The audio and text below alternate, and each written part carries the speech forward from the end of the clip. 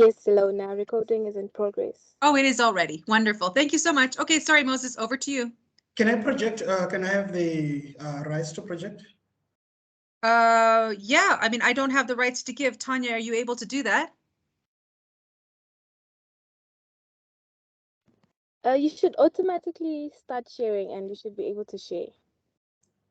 So I don't see the option either on my side for some reason. It's only saying only meeting organizers and presenters can share, but mine is not active.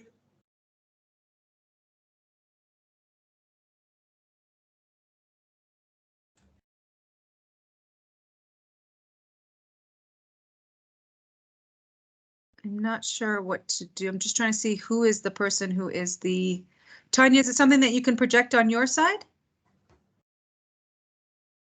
Can he just share with me? Because I don't see the option to give external people the... Okay. So why don't we... So colleagues, if the other presenters can email to Tanya your presentations.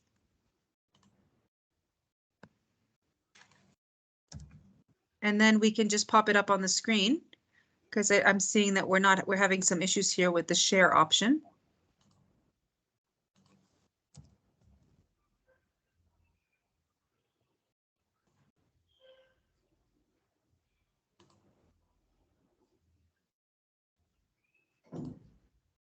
Tanya, can you share your email, please?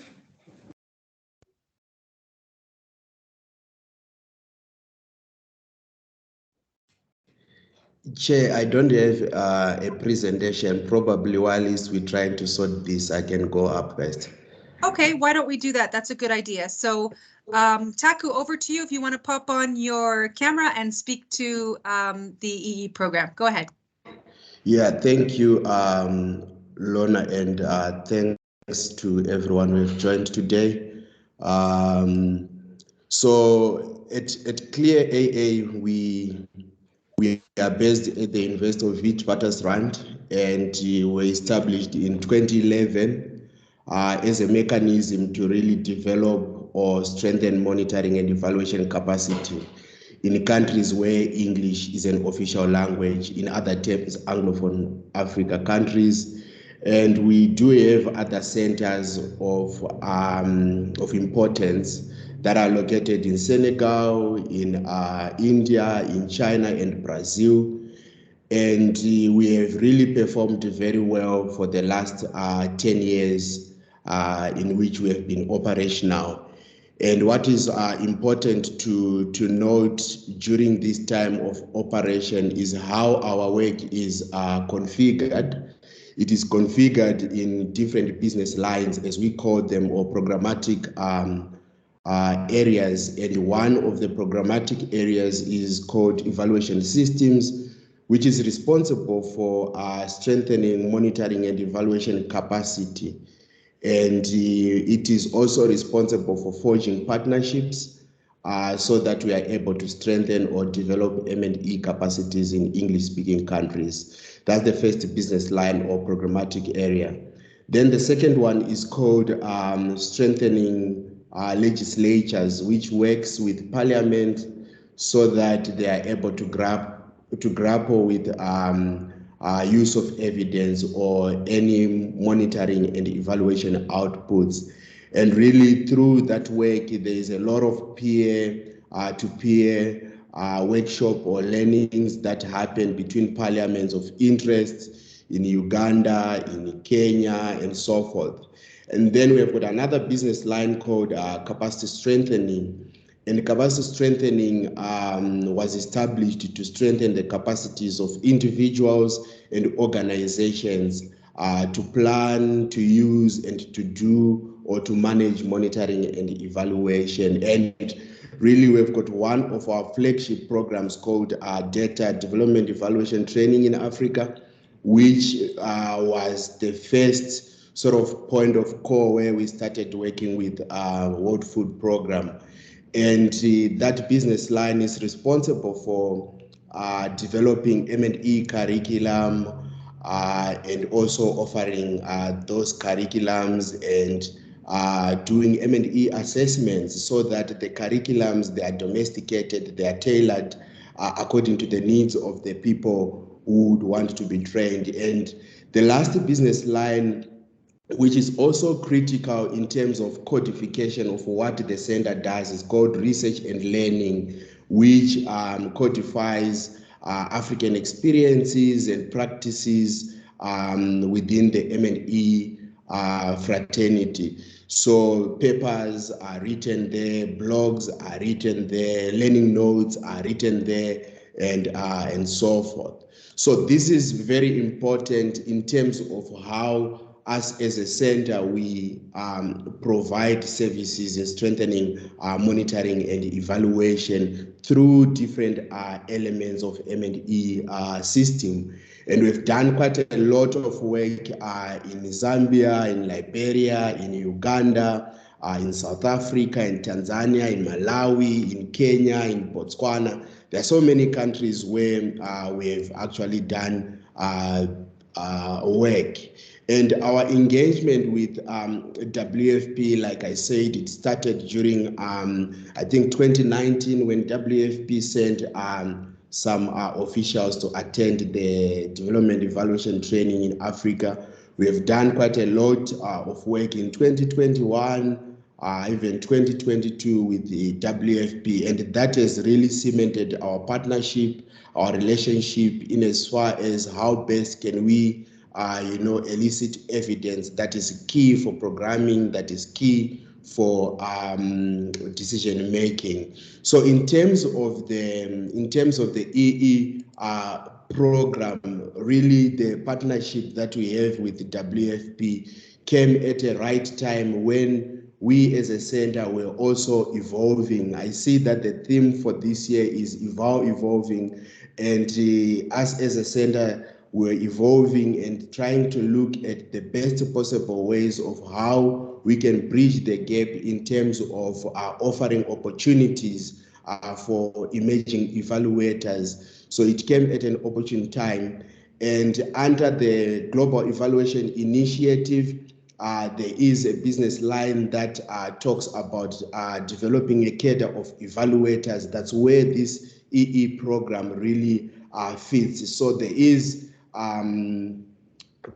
coherence in between what the GEI anticipates, what Clear AA also anticipates, and also the aspirations of the World Food Programme, in as far as making sure that how do we create opportunities or equip EEs with M&E skills to improve their employability later when they get into the monitoring and evaluation workspace. So this program was launched last year, and it has been running for quite a number of months now, and it is due to end by August, if I'm not mistaken. And there has been a lot of learnings, I think, from the EEs in terms of the work that they are doing. And Clear was hosting 6 emerging evaluators divided according to the business lines that I alluded to earlier on.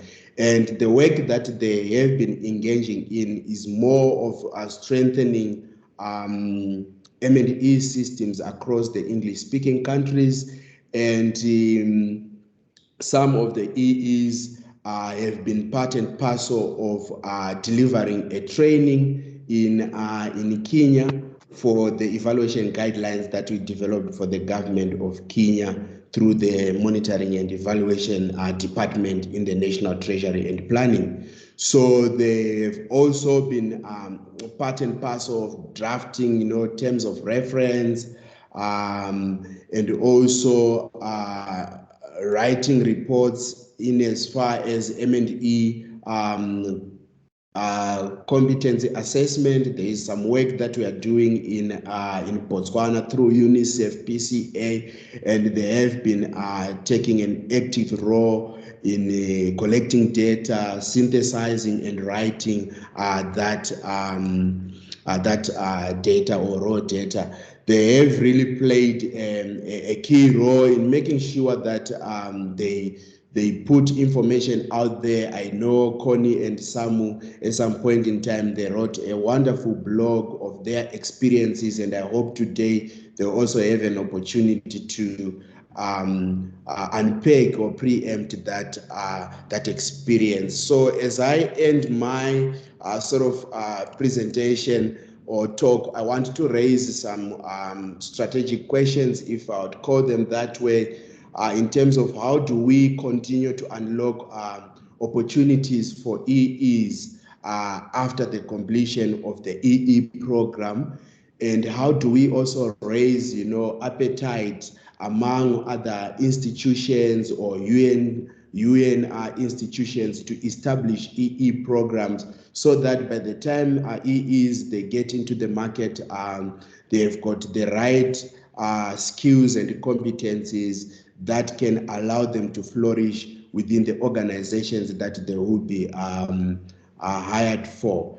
And also, what are some of the key competency areas, I think, which would get from the cohort of EEs that are here that will help us to frame key competencies that are needed for an EE program, so that at the end of the EE program, we are able to boost that. They have been able to do, terms of reference, managing and commissioning of evaluations, report writing, and so forth. So I just wanted to flag these strategic questions as we continue with this conversation today. So thank you, Chair, and I'll end it there. Thank you very much, Moses. I've taken note of those key questions, and we'll definitely come back to them and pose that to the wider group as we get into the sort of the discussion Q&A part of the session. At this time, I think if we stay with Clear AA, and I am going to ask our emerging evaluators on the call. So we're joined here by Sonny and by Yukai, who are emerging evaluators working with Clear AA and WFP. I'd like to hand it over to each of them just to give a quick sort of sharing of experience. How has their EE program, how has it been working? What has been their experience? What do they have in terms of expectations around where they would like to go after the EE program? And speaking a bit to to Taku's points about the key competency areas, what kinds of things do you feel that you've learned and that you still want to learn through the program, and what do you feel, how can the program can be strengthened, and what has been your experience? So perhaps, Sonny, we can hand it over to you to just reflect on some of those and to share your experience with Clear AA and WFP. Thank you so much. Sorry, you're just a little faint. Do you mind just speaking up just a little bit and turning your camera on?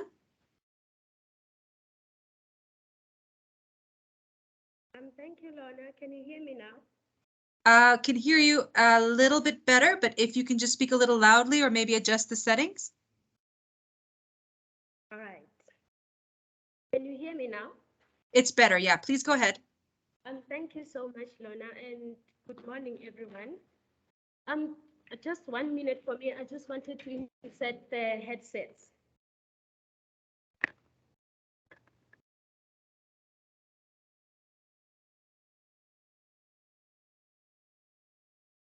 Okay, so we'll just wait for her to put on the headset. So why don't we then move to Yukai? We'll come back to you, Sonny, so you can sort out the sound. Yukai, are you with us? Oops, you're just on mute. Yes, I am. Can you hear me, everyone? You can, go ahead. Good morning. Thank you so much, Ilona. For me, the highlight for me getting involved in this program, as Taku has already mentioned, that we started last year in September, and we're now left with 3 months to conclude the program. And the highlight for me was really getting the chance to meet 5 amazing human beings, my fellow EEs. I also got to work with organizations that are not only bringing change in people's lives, but working with teams that are making a difference in the evaluation field. I also got the chance to work with seasoned evaluation professionals on evaluation processes, from the preparation phases right to the dissemination of the reports, talk about data analysis, talk about being involved in the inception meetings, being involved in the report writing. So that in itself, having been a newbie in evaluation, was a huge advantage. Getting to do quality assurance of these reports and getting to develop data collection instruments as well. And because it's a work immersion program, you don't only get to learn about monitoring and evaluation, but you also get to learn what it is to work as a team. You also get to appreciate the difference in people's opinions, because it was the 5 of us and well, the 6 of us actually, and having to work Monday, Tuesday, and Wednesday at WFP, and then having to change your mindset and move on to Clear AA on the Thursday and the Friday. It was hectic in the beginning, but then you get in the flow of things, you get to understand what the expectations are.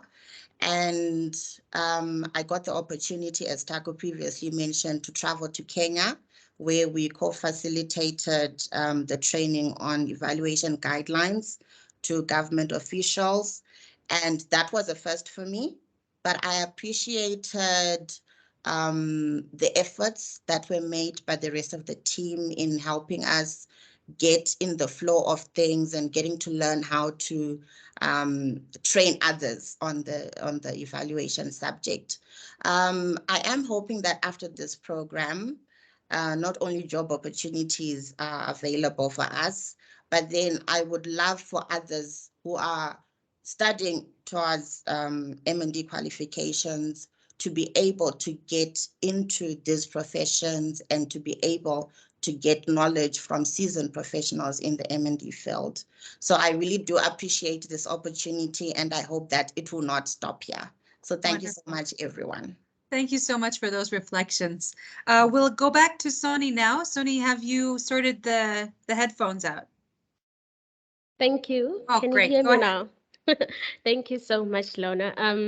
It's such an honor to be here, and it's amazing. It has been a journey, amazing journey, since last year, September, up to so far. As Yokai indicated, we have met amazing M&E experts in the field, and also within Clear A, I'm under research and learning. So within research and learning, we got the opportunity to actually also write an article, and we also published a blog with my colleague Samkelisiwe Mkhize. We are both EEs within the research and learning unit. We got the opportunity to drafting proposals as well. So it's a fast working environment where one has to adapt quickly. So I think our backgrounds of having a little bit of work experience also played a role in terms of polishing our work ethics in when we are working within Clear AA. So within the research and knowledge management, we met with the team twice in a week, which is Thursdays and Fridays. And for me, it's not enough required.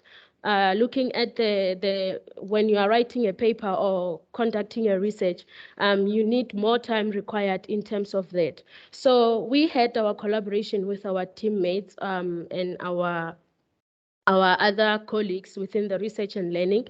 The journey was quite a learning one for all of us when we were in there. So one of the opportunities that I loved about CLIA and WFP, we were not only being operational in terms of the entire work, but they also provided us with the opportunity to actually get some training through data that Taku indicated, the development evaluation training in Africa, of which we underwent through the course, and it was accompanied by a series of webinars where we would discuss in terms of topics such as Made in Africa evaluation, and then also transformative evaluation. So it was quite amazing one.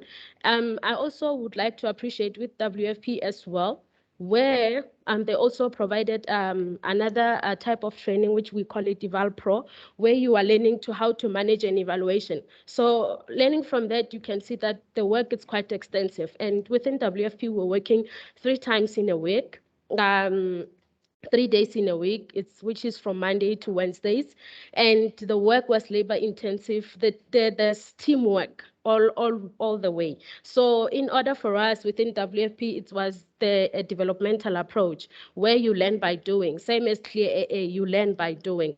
You are thrown into the deep end in order to be able to learn by yourself, and throughout being thrown in the deep end, you also get feedback. That's actually building your skills behind yourself and also building your morale as well as confidence to say, yeah, I'm in the right direction. And through that, we would within the WFP, I'm within the evidence analysis, evidence use and analysis and dissemination team, where we are drafting summaries, evaluation summaries of the past independent evaluation reports that have been done. We promote use of evaluation reports that have been drafted. So it's quite, and then you are not only working within that singular team, you're also working with other teams as well, that within WFP, the same as applies to Clear AA, where we had the opportunity to actually work with the other stream, the capacity strengthening stream, when we were collecting data, collection for one of the evaluations that we were conducting, also writing the analysis, and then also again through that you are able to learn in the process. You are given feedback. You are provided all the resources required. If you are required a particular activity, you are also given examples to say, these are the type of templates you are using. These are the type of reference to make reference to, so that you are able to know that, no, I'm in the right path, and what I'm doing, it's actually also been not only a professional development, but also a personal development to a person. So through all of that, it was quite an amazing journey, and I would like to appreciate both of the worlds. They have given us a lot, just to reflect back. So within that short time of space, we have achieved a lot with them, and we have supported other country evaluations reports, of which is one of the rare things you would get. And what I love the most about the entire program is that we were never treated as EEs. We were treated as part of the team, as part of the collective. And we were also provided the same work that they are also doing. So that for me was the highlight, and I truly appreciate, and thank you so much. Over to you, Lorna. Thank you so much for that reflection and for sharing your experience. Great. So I think, Moses, I think we've sorted the share functionality out. So Moses, over to you to share your presentation and to jump right into it. Thank you, Ilona. I'll take it over from here.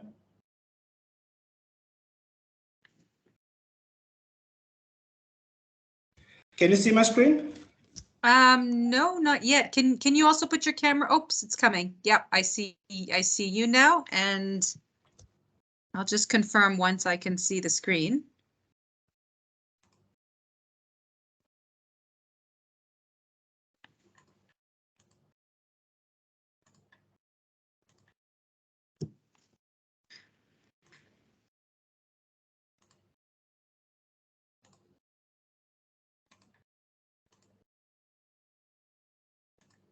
Yeah, it doesn't seem to be up yet. Oops, I think it's coming. There we go. I can see your screen. Or is that Tanya? Yep. Okay, the presentation's there. Go ahead. Thank you. You know, Taku has touched on a lot of, there's an overlap between what SAMEA does and what the other organizations, Clear AA, WFP, and UNICEF in this program. But let me just highlight a few things around SAMEA. So SAMEA is a South African VOPI voluntary organization of professional evaluators with the key objective of ensuring that we cultivate a vibrant community that supports and guides and strengthens monitoring evaluation aspects as an important discipline and instrument for equitable and sustainable development in South Africa. So last year, in 2021, that's when the same platform, that is when the EE program was launched, as Taku has highlighted, between WFP, Clear AA, and UNICEF. And this program is mainly funded by UNICEF. And SAMEA partnered with 5 host organizations this year. So we have placed 6 EEs, including one at SAMEA as well, at CREST, at Southern Hemisphere, at JET, Love Care Group, and Data Innovators. And the duration of our program is 6 months, but our discussions are underway to extend the program. We're still deliberating on that. So basically what SAMEA does is we sign a memorandum of understanding with the host organizations, but anything around HR issues, it's a contract that is signed between the particular EE and the particular host organization. And the EEs are basically paid monthly, and that is the responsibility of SAMEA. We have learned that, you know, it's quite important to engage with the different stakeholders, the EEs and host organizations, to ensure that we understand the lessons learned and fine-tune things where possible. So we try to keep in touch, in contact with the EEs and host organizations. So we have scheduled monthly regular meetings with the EEs and and also the host organizations. We had our first catch up with the EEs on the 12th of May, and the EEs actually were upbeat and enthusiastic about their experience thus far. And I've also indicated that in terms of engagement, I think it is quite imperative that we keep engaging at different levels to ensure that we can sustain the impact of this program. So the EEs that we have, they are basically involved in a diverse of activities across the organization that are working for, from communication, monitoring, evaluation, admin, etc., etc. At the end of the program, we expect the EEs to basically draft a report, which basically outlines their different experiences in the program, which we can also use to pick lessons learned and any information that we need to improve the program. But of course, we do pick that during the engagements during the program. Currently, we are in the process of looking for mentors to basically work with the EEs to guide them, because we do realize that we would need to give them more support. So having someone who is basically giving them targeted support is quite imperative to also improve their experience within the program. I think Taku has highlighted key issues around strategic questions that he was posing around the EE program, which I hope we'll be able to deliberate on as partners in this program. But I think I'll give over to the EEs who are working under SAMEA, Sivenati and Sibongile, to basically elaborate on their experience within this program.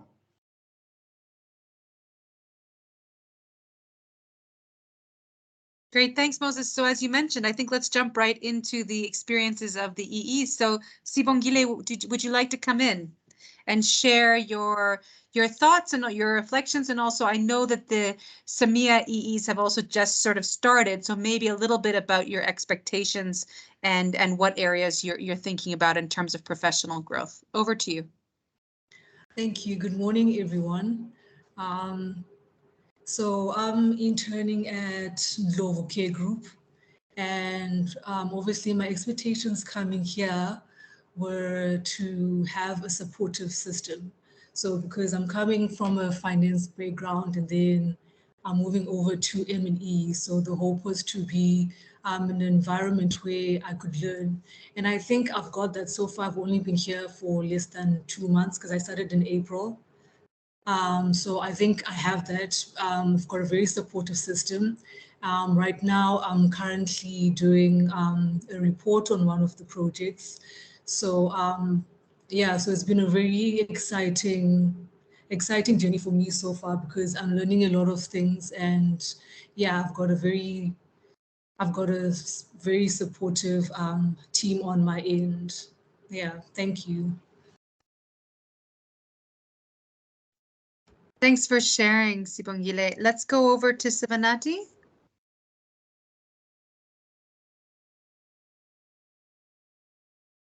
Um, Thank you so much, Ilona. Yeah, there you go.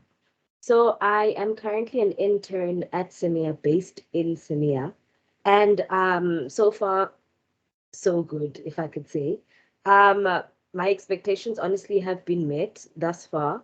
I got into SAMEA hoping to learn, and as much as I have a bit of a vast education background, if I could say, because I did M&E. I'm also now currently doing my master's in labor relations and HR. I walked into SAMEA wanting to learn a bit of everything. And that's honestly what I've been doing so far. I've been involved in communications. I've been involved in the admin side of SAMEA. I've been involved in a membership report that we're actually currently doing now. So far so good. I'm actually quite happy. And yeah, I literally have only good things to say. Thank you. Thanks for sharing those thoughts. Moses, back to you. I think on my side, I'm basically done. Yeah. Okay, no worries. So thank you very much. So that's the presentation from SAMEA. I think we'll jump now to Tanya at WFP. So Tanya, over to you.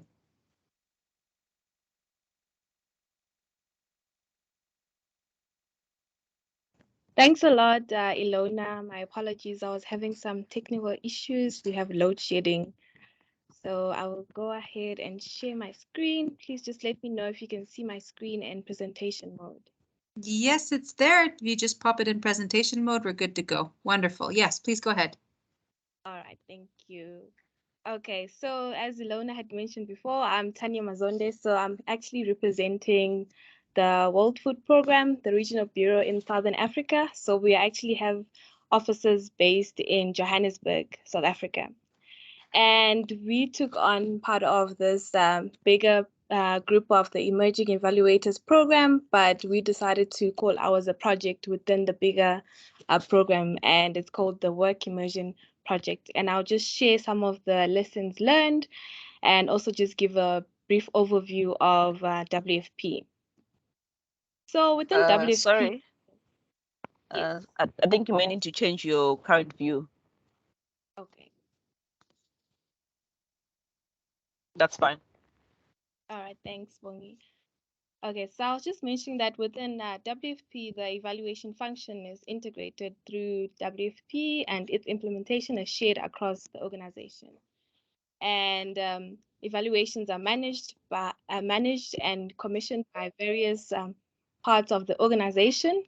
And there are three categories of evaluation within the World Food Program, and that is mainly the centralized evaluations, decentralized evaluations, and also impact evaluations. And mainly the centralized evaluations are led by the Office of the Evaluation, which is situated in Rome, Italy. The decentralized evaluations are managed by country offices, the regional bureaus, or headquarters divisions. And also we have within the decentralized evaluations, centralized evaluations, and impact evaluations. They may be conducted by jointly with other UN agencies. So we did have a couple of evaluations whereby UNICEF was one of our joint partners. And these joint partners could also be the government, the funders of the evaluations, or other research partners.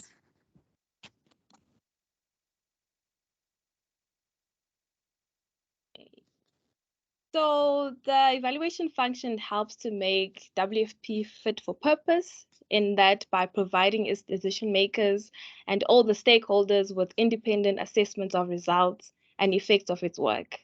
So this goal can be achieved by one of the following outcomes: that partnerships contribute to a strengthened environment for evaluation at the global, regional, and national levels, and to the United Nations coherence. So in other words, best practice are developed and modeled in partnerships with actors relevant to the work of WFP, and also partnerships with governments and civil society support countries in developing their national evaluation capacities. So therefore, this steered the engagements between WFP, UNICEF, and the South African Monitoring and Evaluation Association and CLEA. which led to the launch of the Emerging Evaluators Program during the Global Evaluation Initiative's Global Evaluation Week in June 2020. And as a result, WFP and KAA adopted a separate model as compared to the other partners. And through this model, we solicited applications from emerging evaluators, and we had about 83 applications. And from those applications, we then selected 6 emerging evaluators to join WFP and KAA in August 2021 as part of an emerging evaluator program. So this created an opportunity for emerging evaluators to be part of the ongoing evaluations conducted within the Southern African region. And also this gave them an opportunity to actually benefit from first-hand experience from WFP evaluation.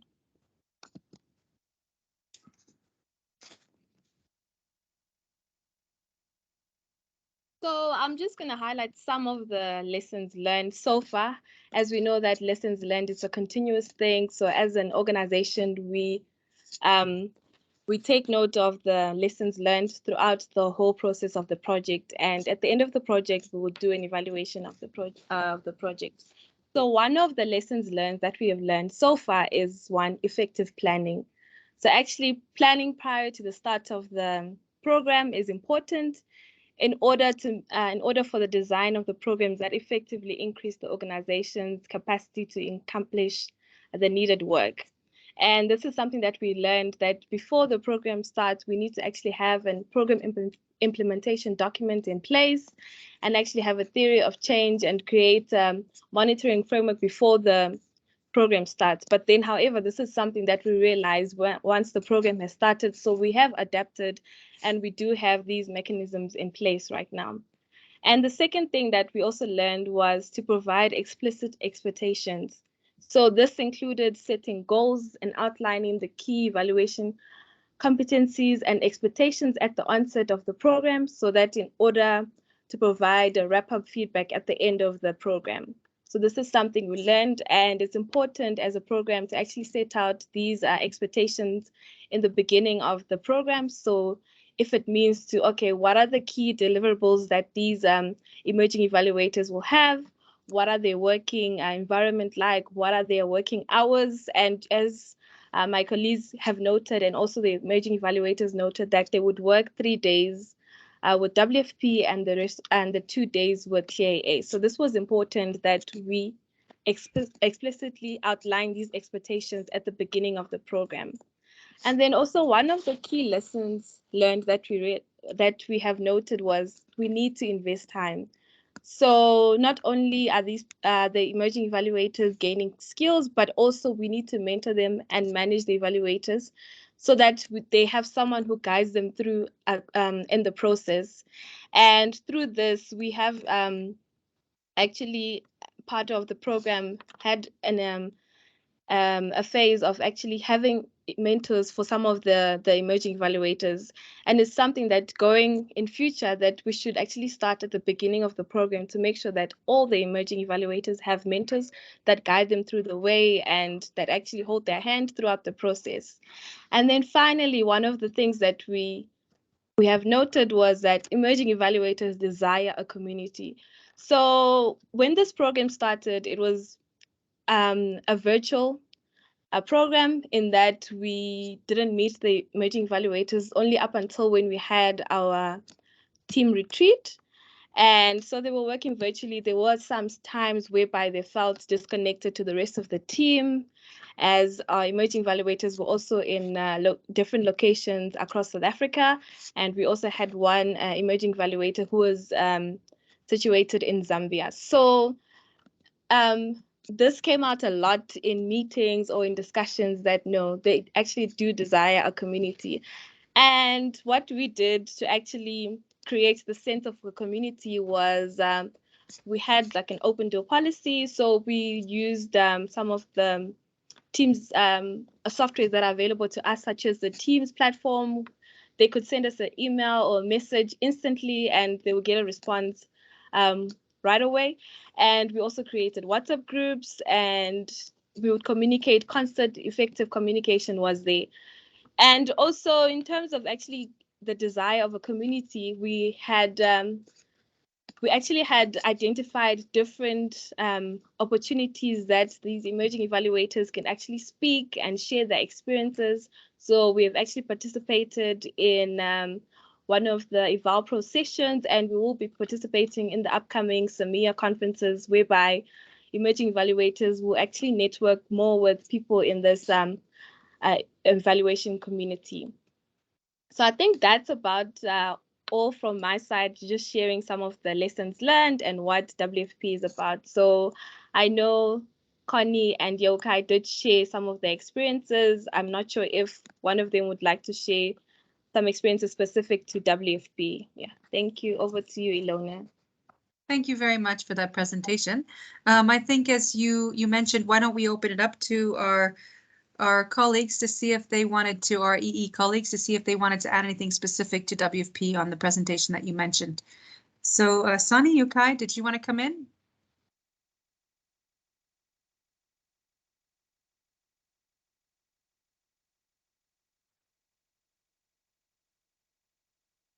Hello again. Go ahead.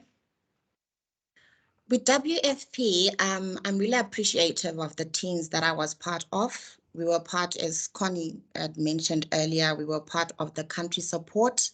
And as you saw from the presentation made by Tanya, where we concentrated on supporting the country offices in the decentralized evaluations that they were carrying out. So using our guidelines, the DQAS guidelines, we were able to assist the countries right from the first phases to the last phases of the evaluation, as I also mentioned initially, from the preparation to the dissemination of these reports. And me and Connie are also part of the evidence analysis team.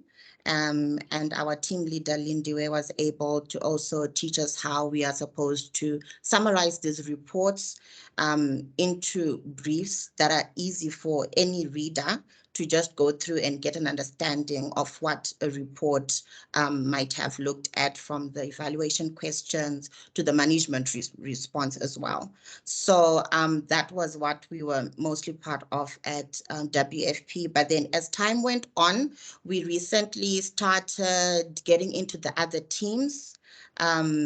We were also getting involved in the teams that were involved with data analysis. We were also involved in the teams that were doing partnerships. So that has been good in the sense that you don't only get to concentrate on one aspect, but you also get to learn what other teams are doing. And at the end of the day, your skill set are better off than when you started. So thank you so much for that. That's great. Did anyone else want to come in? Any of the EEs? Sonny, I see you're turning your camera on. Go ahead.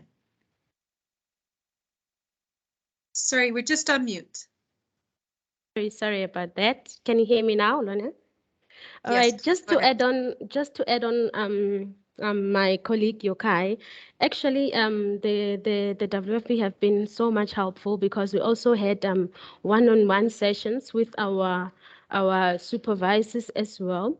And then at the beginning, the very beginning, we were given very good advice to give our to have there's a guideline that we're using for evaluations, DEQUAS, where that we were advised to keep it as our Bible. So we did, and it helped us to have a smooth working environment within the WFP, and it has been so much labor intensive and very operational, and being able to rotate within teams, you are able to actually get a sense and link yourself with other teams and the work that you are doing to say, oh, this is how is it going? This is where it's leading to. So that also provided an opportunity to be more flexible, not just only focused on one team, but also being able to adapt to other teams of what they are doing, and all the work that we have been given. So weekly, at the beginning, we, from my side, it was more like I'm not sure what I'm expecting this week. But as time went on, we were able to know that definitely there's going to be work that is coming in. We are receiving our email, our weekly task communication, and where we are able to also be given some technical notes or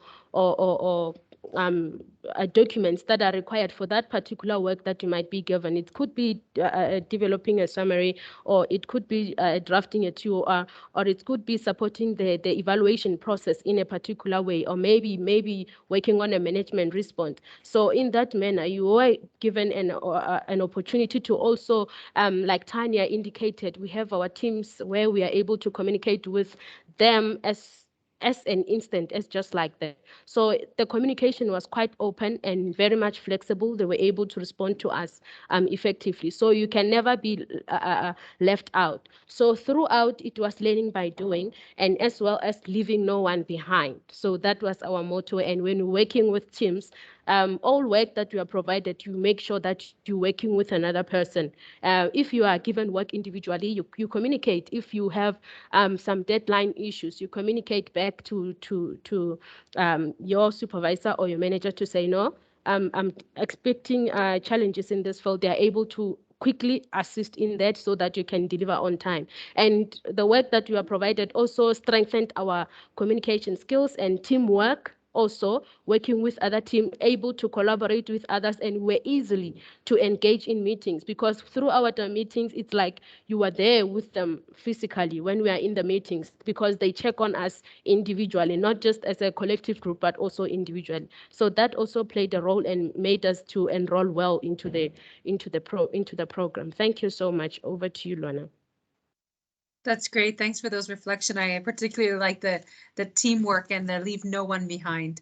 So I think what I see a hand up, which is great because we're right at the plenary session. So I think just before I take your hand, Ian, and thank you, I see you. I just wanted to remind us of some of the key questions that were posed at the beginning, and I'd like to sort of have some dialogue on that in addition to any other reflections the colleagues have. So really the first one was about thinking about raising the appetite of EE programs within host organizations and other sort of stakeholders, and some sort of strategies to do that. What happens to EEs following their EE experience, and how can that be supported? And also looking at sort of what are the key competency areas that are needed for the EE program, to reflect a little bit on how we can improve the existing program and how we can ensure that it's the best experience for our EEs. So I think with that, I'll hand it over to Ian. Ian, please go ahead. Everybody open the mic. Greetings from Senegal. We have been, the Senegal Evaluation Association has been running emerging evaluator initiatives for 4 or 5 years now, and we're still learning. So this is really, really helpful. Very good session, although I missed the first few minutes. So congratulations for all the great contributions. I had just 2 or 3 quick points if they haven't already been covered. One, by the way, about continuing further involvement of EEs. One option that has worked out in Senegal, although it wasn't deliberately planned, is that EEs have become active members of our board, of our coordinating committee of 10 members who run the association. And every year now, the last 3, 4, 5 years, with the elections, we have had, without any quota system, we've had 3, 4, even 5 emerging evaluators out of the 10. So this has been one way in which they could continue to grow in confidence and to contribute to the promotion of evaluation and the promotion of their own profile. There are two or three things which struck me. One is you have very good candidates for these emerging evaluators. They're all women, by the way. I'm wondering about the gender mix. And what was the level of recruitment? I mean, were there any really strong eligibility criteria? Secondly, reference has been made a lot to mentoring. So what have you learned about mentoring? What makes good mentors? Is it old retirees, fatigué like myself, tired? Is it active evaluation professionals? Is it just people with a general development background? Do we have any guidance or any ideas about what makes a good mentor? And then finally, we're doing a session. It's not. It's on Friday afternoon, I think, Thursday afternoon, in French, on our emerging evaluator experience, which is run by the evaluators, emerging evaluators. One thing I would add is that we have not had the level of organization and structuring that you have had. I mean, you've had the great opportunity to have this team of SAMEA, of WFP, of UNICEF, of CLEAR, Anglophone Africa. We've had some encouragement. We've had some small financial support from UNICEF, but we've really been, I think, very much pushing ahead. And I think we've been under-resourced and really under-guided in a sense. But anyway, this is very inspiring, and good luck to all those candidates who presented their témoignages, their testimonies. Thank you. Thank you very much, Ian, for those reflections. I really like the membership in the board. I think that's a very good thing to share. In terms of the questions around the recruitment process, I'd like to just hand that over to Taku, who is managing the EE stream at SAMEA. I'm not sure, Taku, I don't see Pamela online. She's our EE coordinator, but I see also Eleanor is with us, and she's also part of SAMEA. So I'll ask them to speak a little bit around the recruitment process and the level of the candidates the candidacies that were received. In terms of the mentorship, what I can tell you is, so I think that at least for this particular program, we're really at the cusp of starting the mentorship program. So there was a basic criteria that was shared as to what type of people we're looking for to be mentors. There wasn't that age restriction, but there was some sort of criteria in terms of levels of experience with monitoring and evaluation.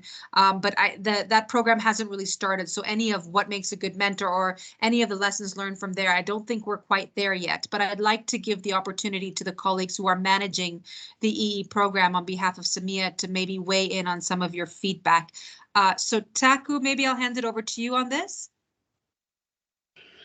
Thanks, Ilona, and thanks, Ian. Good to see you on this platform as well. I think the issue on gender balance under the EE program for WFP and CLEAR, we do have two males who are part of the program, and the issue around recruitment, yes, under the SAMEA website, there is a link where those who were interested and who were responding to the call for the recruitment would actually complete their credentials, details, and then will be invited for the interview. They went through an interview process. And also there is a link for host organizations, like my colleague Moses was saying, that they are host institutions. They also went through the same kind of process, and there are really some sort of details or elements or characteristics that these host institutions should possess.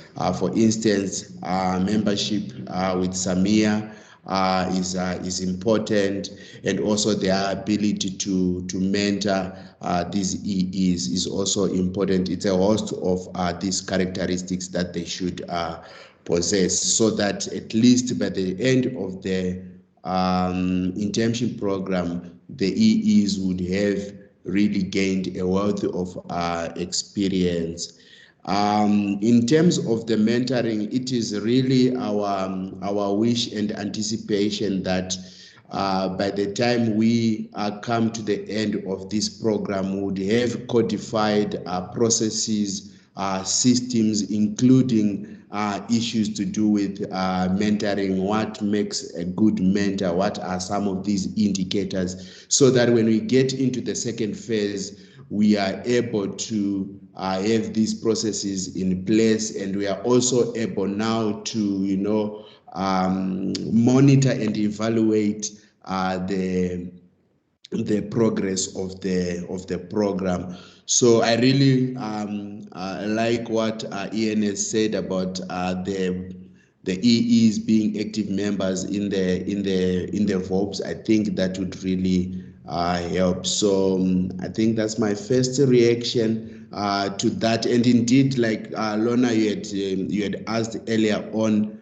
before opening the plenary. As at Clear AA, we also recognized the level of commitment, intelligentsia amongst the 6 EEs that we have, and ultimately we managed to hire some full-time at Clear.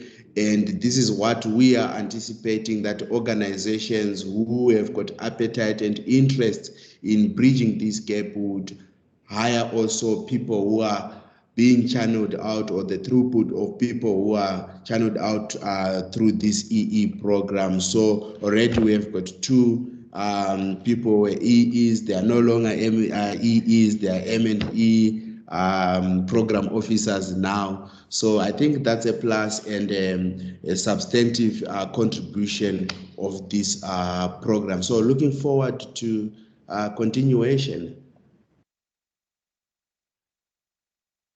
Wonderful. Thank you, Taku. So the floor is open now. I'm just going to see if there are any other hands up, if anybody else wants to come in. I'm just scanning here. And also feel free to type in the chat. Again, any reflections, any sort of ideas, hints and tips. Please go ahead. Nini, did I pronounce your name right? Sorry if I didn't. Thank you so much. Yes, you did. My name is Nini from DPME. So I have 2 questions. I work in the planning branch. So basically what we do, we come up with priorities on a yearly basis on the budget priorities framework. It's a framework that we normally develop annually. But now I'm also studying, I'm doing my master's with VET and then in the field of M&E, master's in management in the field of M&E. And I came across this through VET. So I just wanted to find out, how do one become part of the program? And secondly, I want to know if the program is in a way certified or formalized, like say after completion, is there a formal certification to say that you have participated in this program and you have successfully met all the requirements? Because I'm also trying to build my career around the M&E space and move away from planning. And in addition, my undergrad is on finance and programming, and I always feel that all of this are core elements of any organization, but they also feed into M&E. So how can we integrate all of it into this one progress that helps the organization succeed? How can we use M&E to inform planning? How can we come up with innovative ways to come up with M&E systems that are easy to use, that can be easily adopted? And how do we also link the financial aspect of any organization in the M&E framework? How can we use M&E to ensure that we effectively manage finances in any organization? Thank you. Great. Thank you, Nini, for sharing also your interest. So I can answer maybe part of it, but I will ask Taku just to confirm, because things might have changed since the last time we spoke.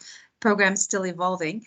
But if you do go on the SAMEA EE website, you'll see an area there saying get involved.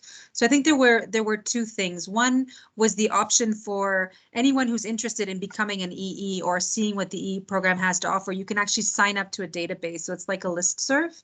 And then what happens is that as work immersion opportunities come up, so UNICEF, through our partnership with SAMEA, we fund a certain number, but we're also looking to expand and to find additional sponsors and additional host organizations who are willing to take on EEs. So as those opportunities arise, there's an advertisement that goes out, so a call for an EE for a particular sort of TOR. And then the EE is on the database, and it's also open otherwise, but it's good to be on the database. So the EEs on the database will be able to see the work immersion opportunity and be able to apply. And then there's a review, vetting, and interview process that happens with the host organization and with SAMEA. So that's as far as getting involved. In terms of a certificate, I know that we had discussed that. Certification will be issued by SAMEA. It's a certification with SAMEA, Clear AA, UNICEF, and WFP in terms of the partners, and it's a certification of completion. So it's not necessarily that, you know, certain competencies have been gained, et cetera. And that's something that I think we can still look into. But I think the idea was to still have a certificate for completion. But Taku, I know that the thinking is evolving, and we're always sharing feedback. So Taku, please jump in and correct me if I'm wrong, or please add. Yeah, you spot on, Lorna. I think as the program is ensuing, we getting new ideas, and there is a possibility that come the end of the program would have had a certificate of completion for this EE program. But it's something that we can talk about or cement during our technical working group. Then the issue about doing a master's at VETS, how you can get into the program. I think you've answered that, but I think sometime this year we will be also doing a presentation of what SAMEA does, and one of the key focus areas will be the EE portfolio. We had to get an invitation where we can do that presentation, and other presentations have already been done. They are normally done at the beginning of the year when M&E offerings are being done. I think in University of Cape Town has already done that. Stellenbosch has already done that. So that's what I can say. And ENIC already sent a message there. So the strategy for scaling up is it's a difficult one, because resources are really needed, you know, to make sure that you can scale up this program in terms of the numbers that will be recruited. But what I can say right now is the Global Evaluation Initiative, we just advertised one in EE post yesterday. I think it's also on SAMEA. It's a pilot, and they would want to make this a bigger thing, and they are borrowing from what WFP, Clear, UNICEF, SAMEA has started. So you can see that there's already some appetite that is coming out from these big institutions, but really financial constraints are a big blow in terms of scaling this up. But it is up to us on the platform. How do we harness these resources? How do we continue to popularize and demonstrate the value that this program has really brought to the space for M&E? Yeah, I think also, just to add to that, Taku, I'm seeing your messages there in the chat there, Ian. And I think what's important also to add is that what we were looking to do here is really to do some type of, to get the program up and running. So it's been going now for about a year. We had some difficulties initially, but we have, in addition to the WFP Clear AA, I think the number there was it 8, or how many did you have, Taku, with WFP, or was it 6? Oh, you're just on mute. Yeah, it's 6 EEs. Yeah. Okay, 6 EEs with the WFP Clear funded, and then an additional, I think 6 have been recruited with those other organizations. So far we have about 12 that are in the program or have been going through the program. That's for the first year. So we've also renewed our partnership with SAMEA and have expanded that, I think, for an additional, I think it was 4 or 5 for this calendar year. So I think that we, as UNICEF, we have certain funding there, but I think part of our catalytic funding was really looking to see how we can solidify the system and be able to then package and sell it to other funders, in quotation marks, saying that, you know, we have this program and we're looking for other funders and host organizations to expand. So the scale up plan is really sort of in conversation now, while we sort of solidify and demonstrate the value add of the program. And I think the suggestions to approach UNDP, UNFPA, so the broader UN family, most definitely, and the development banks. Very good suggestions, and we'll definitely look at that. And also the World Bank, I think Taku had mentioned. So let me just go back to the chat and to the participants here to see if there's any other people with their hand up. We have a bit more time for any questions or comments and suggestions and helpful hints and thoughts. Taku, I'm seeing your point in the chat there for those of you who haven't seen it. Yes, go ahead, you can speak to it. Okay, so yeah, Ian is talking about the other big players there, like the UNDP, NFPA, FDB, and like I said, within the GEI, UNDP is also an implementing partner. They put resources in there, but what we would want to see is how best can the country offices, start such sort of an initiative, and it's something that we've already started discussing with the representative of UNDP within the GEI. And I think in the upcoming NEC conference, which is a big conference for UNDP, I wish to put maybe an abstract for the EE program and try to present that in Italy so that we can raise, huge appetite for the implementing partners of UNDP, the governments that will be there. So it's something that is still in the pipeline. But what I can say is that this really needs some devotion, dedication, and patience. We'll get there as time goes on. We'll end up with even hundreds of EEs, but we are starting small, and I hope that institutions that are already there, they will continue to support this kind of initiative. Over to you, Lorna. Thank you, Taku. I'm seeing another hand, Rumbitsa. Did I say your name correctly? And please feel free to correct me. Go ahead. Yes, you did say it correctly. Can you hear me clearly? Yes, we can. If you want to turn your camera on, we're happy to see you as well. Okay, great. Let me do that. Thank you. So my name is Rumbitsa Tizora. I'm a research and evaluation specialist with UNICEF Zimbabwe, and I find your emerging evaluators program very interesting, and it's something that would also want to have here in the country. I know that Taku has been in discussions with our evaluation advisor in the regional office, Kenya. So I just want to hear from him how, in summary, we can adopt this program to our own context here in Zimbabwe. Thank you. Yeah, it's a very good point. Rumbitsa, it's lovely to meet you. I'm surprised we haven't met before, being our counterpart country office. And so you were referring to ORS, is that right? And the conversations with the regional office partnership we have with Clear AA. Rumbitsa, please go ahead. Yes. Okay, yes. wonderful. So Urs will be coming from the 13th to the 17th. He'll be here in country. So I really want to find out what discussions you've had and how we can really take those discussions to our Zimbabwe Evaluation Association and also to our representative here in the country office and also to the wider UN when we do have meetings with them. So I just want to find out from you how exactly we can pitch this. Thank you. No, wonderful. So I will ask Taku to feedback a little bit and then I can come in, definitely. So Taku, did you want to come in? Yeah, thanks, Rumbidza. Yeah, we have had a conversation with Uris, and we are aware that he is going to be in Zimbabwe, and our conversation was not really the EE program, but it was other sort of activities that could enhance, evaluation capacity development of building in Zimbabwe.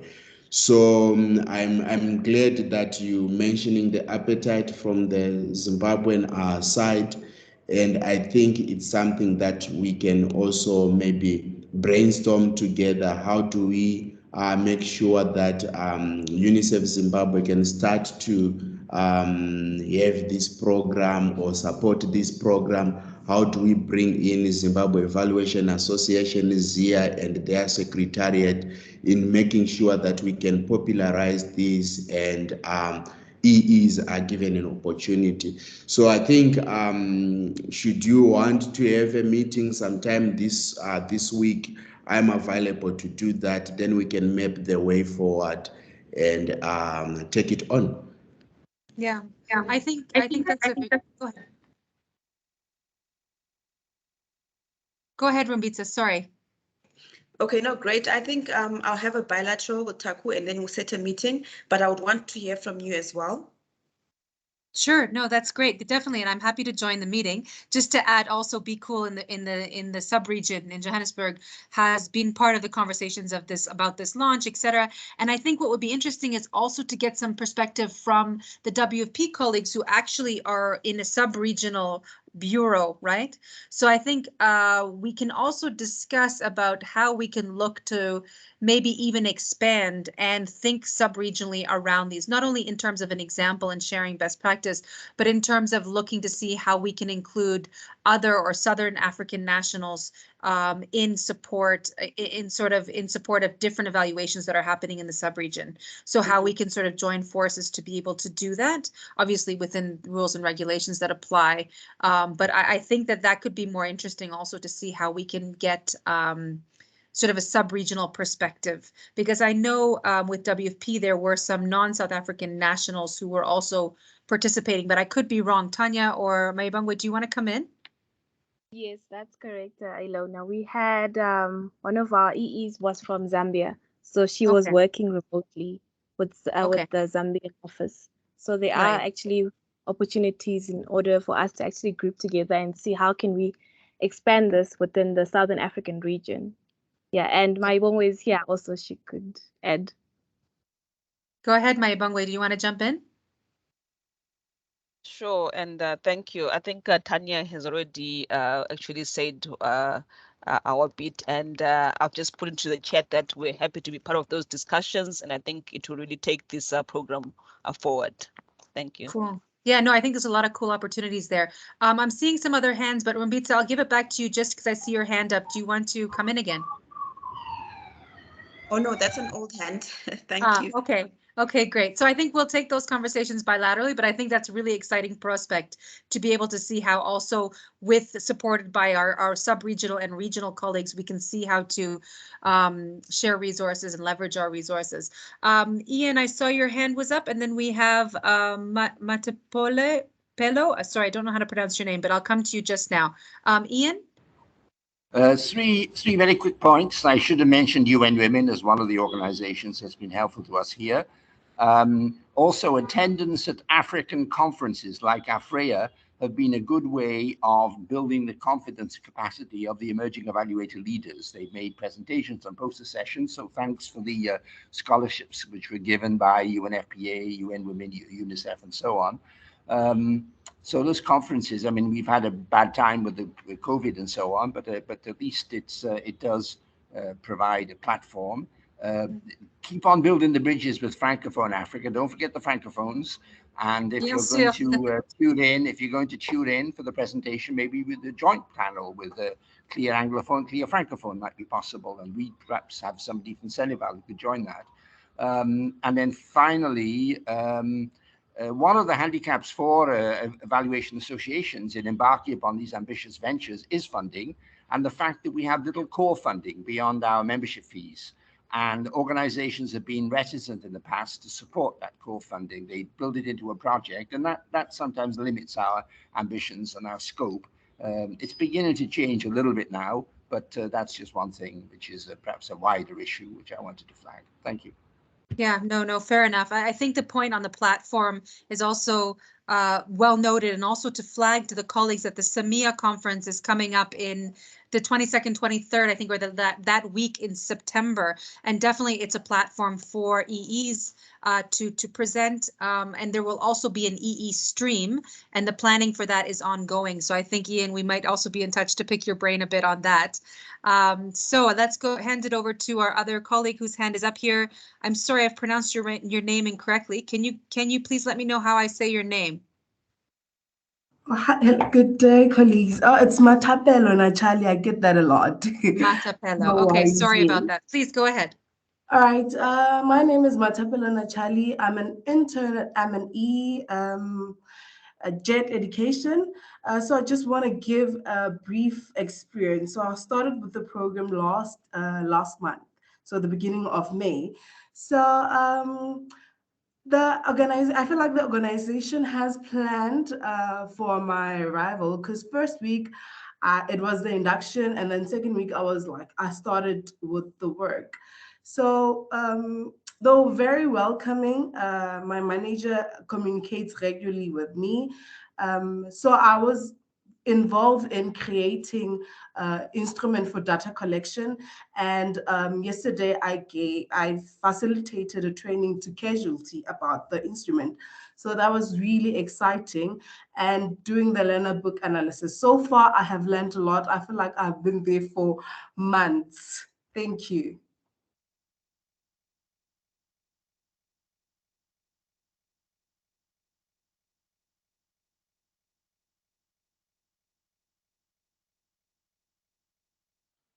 Sorry, I had to step away for a second. My dog was barking in the background. Sorry, Matipola, your hand is still up. Did you want to continue? Oh, sorry. Thank you very much for those reflections. I see another hand here. Jean?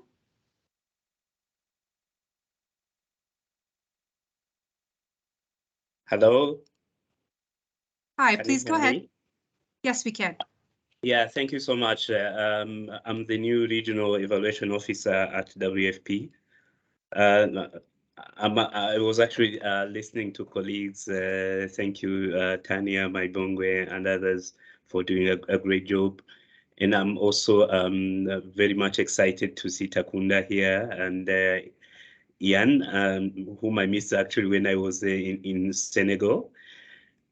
This is a very interesting program, and I understand it is actually coming to an end in the next 3 months. And I think the key stakeholders in this, we need actually to start gathering intelligence and sharing notes, how actually to scale up the program. Because if it has been piloted, we need to, yes, looking at the lessons Tanya has shared, how can we better scale up to country office level? I think the colleague in Zimbabwe mentioned it, and really we know in countries there is such a need. Thank you so much for organizing. I enjoyed actually learning from what the EEEs have learned in this pilot phase. Over. Thank you so much. Great, thank you and welcome.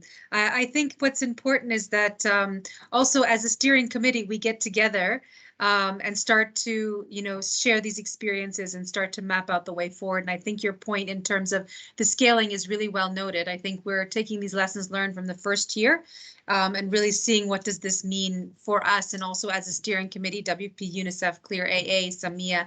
So we take note of that, and flagging to Taku, let's plan on scheduling that steering committee sooner rather than later, so we can continue with the momentum sort of generated off all these conversations as well. So I'm just looking to see, just before we close, to see if there's any final words. I'm seeing a thumbs up. And great to see the connects being made on the side and the bilaterals.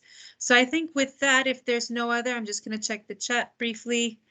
So yeah, I think great. Yeah, I'm just seeing that we have some chats. Wonderful. So I don't see any further hands, and I think we're just up for time. So I'd like to just take the opportunity to thank all the presenters and to thank the EEs for sharing their experience, and for the colleagues for participating. And we'd like to continue these conversations and keep the momentum around this very important initiative. And we're looking forward to continuing the conversations and to take forward some of the great ideas and experiences that were shared. So with that, I'd like to end the session and wish everyone a great afternoon and rest of the week. Take care, everybody. Thank you very much. Bye-bye. Thank you. Bye. Thank you. Thank Bye. you. Thank you. Bye. Thank you. Bye. Thank you for the session. Bye. Bye.